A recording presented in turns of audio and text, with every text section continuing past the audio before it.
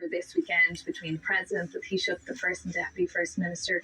What is so special about the relationship between the two countries? So first off, thrilled to be with you and thank you for the opportunity.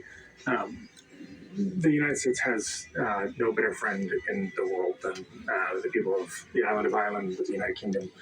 This is our origin story. This is where so many people from the United States, where our families immigrated from. We have ties to. They go back, their history, their familial, their cultural, their business, tourism. These places are as close to us as we can be, and so.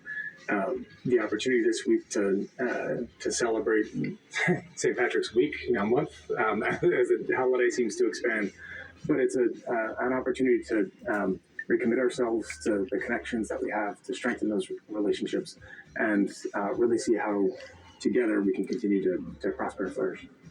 Is there more to it than just photo opportunities? I mean, we saw the Taoiseach Leo Varadkar bringing up the US position on Israel and the war in Gaza today. Does that kind of political intervention have any influence? Look, I think without question, there's more to this than just symbolism, right? There's more to this than just the kind of the toasts and the celebratory meals and whatnot.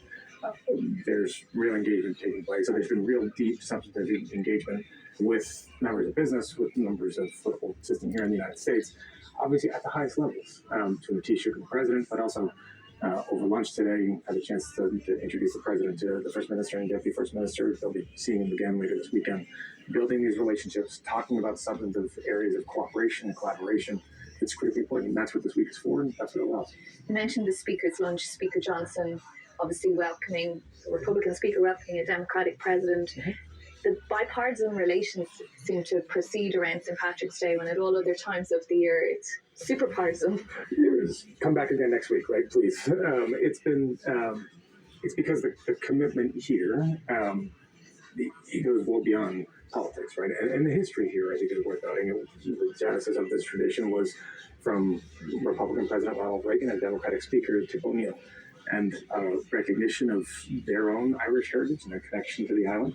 And then the desire to continue to keep that tradition going. And no party, Democrat or Republican, no president has ever wanted to break it. No speaker has wanted to break it. And so I give a lot of kudos to Speaker Johnson. He's got a lot on his plate these days, but still making sure that they set the time aside to recognize that tradition and to continue it forward because of the opportunity it affords for real engagement on substantive issues. First Minister and Deputy First Minister are here. The institutions are back up and running just a few weeks ago. Both women, Michelle O'Neill and Emma Little-Pangolin, have been speaking in unity with a very serious message that Northern Ireland is open for business. What can the US contribute to that? I think the U.S. has a lot to contribute to that. Look, we've already got, the United States already has about 250 or so companies that are U.S. companies that are operating in Northern Ireland. They employ roughly 30,000 people, which is a significant part of the Northern Irish economy. But it goes well beyond that.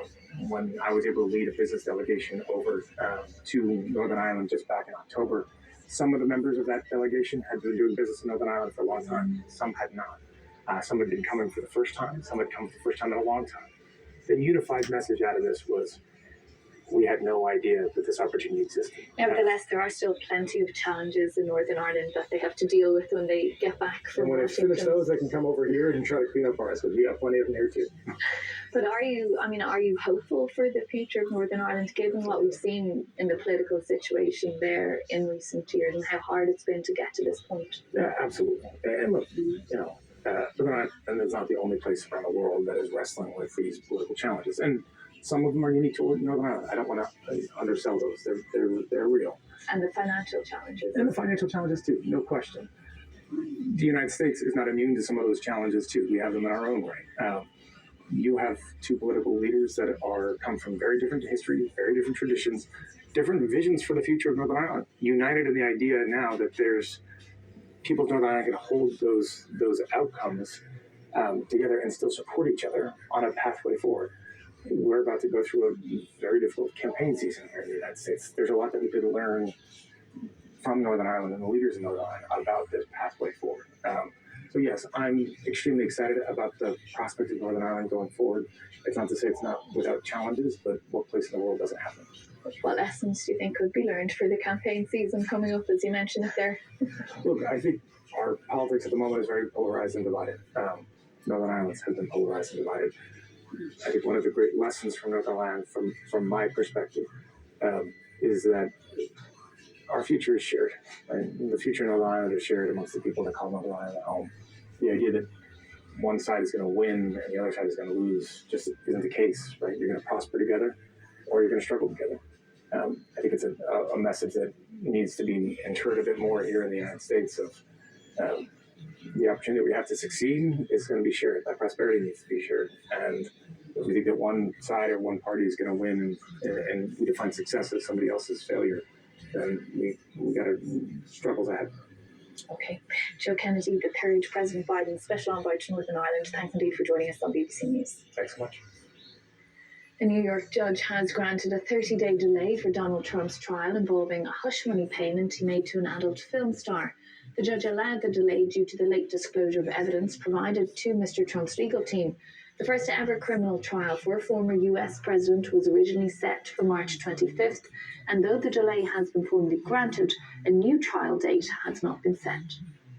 And in Georgia, after months of hearings, a judge ruled that the lead prosecutor in Mr. Trump's election interference proceedings can remain on the case.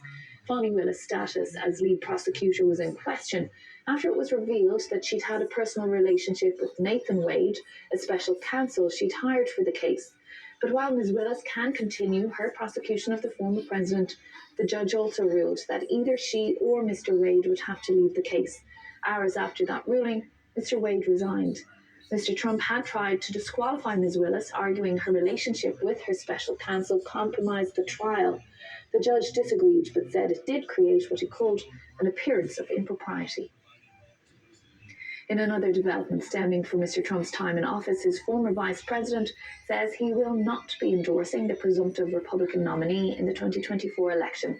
Mike Pence said it should come as no surprise that he is not endorsing his former boss, whom he has publicly distanced himself from over Mr. Trump's role in the January 6th Capitol riots.